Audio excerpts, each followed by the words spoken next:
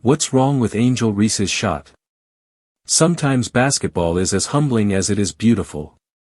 Highlights are often cinematic, and depending on whom you ask, they can be preferred to the latest in celluloid. The lowlights are comical, and they live on in infamy long after they are mentioned on Shaqtin a Fool. Chicago Sky forward Angel Reese had such a moment when she shot 0 for 8 in a loss to the New York Liberty on May 22. After snagging the rebound off of a Camila Cardoso miss, Reese missed and grabbed her own rebound only to miss again and again. This particular lowlight reel is the most damning example of Reese's struggles with finishing around the basket. At this point, we all know about the what. Reese's struggles have been well documented and well clowned. But there's not discussion enough about why she's struggling. Not enough about why she's shooting 31.1% from the field during the first 6 games of the season. I'm not into piling on more criticism and running her down. I'm into trying to understand what's going on. As I look at her shot, I'm wondering if her issues are mostly mechanical. Reese has a tendency to shoot from her hip instead of her shoulder sometimes. Granted, not everyone will have textbook shooting form, and that's okay. What works for one player may not work for the next. In Reese's case, however, the fact that she is shooting from the hip at 6'3" is inexplicable.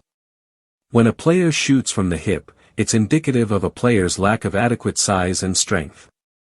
But Reese is neither frail nor weak. In the short clip below, Reese is working on gaining separation for a short jumper. Notice the starting point before she elevates.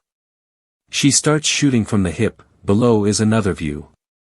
Again, notice her starting point, and notice how slow her release is as a result, not to mention how hard defenders make it to get shots off. In addition to starting her shot from the hip at times, Reese doesn't tilt her body to the basket. Fundamentally, players are taught to square their bodies to the basket. Ironically, there's only a few players who can consistently do it. It's more effective if a player slightly tilts his or her body away from the rim because being completely square slows the release, and having a slight tilt is better for shoulder and elbow alignment, which matters more than squaring up. The clip below is from Reese shooting threes after a sky practice.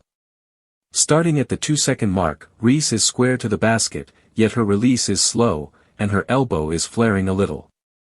At the release point, the ball and the shoulders are in line, but the elbow is flaring out.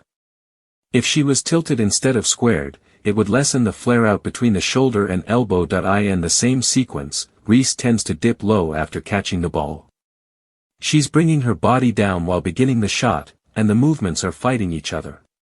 Dipping is a waste of motion and a waste of energy.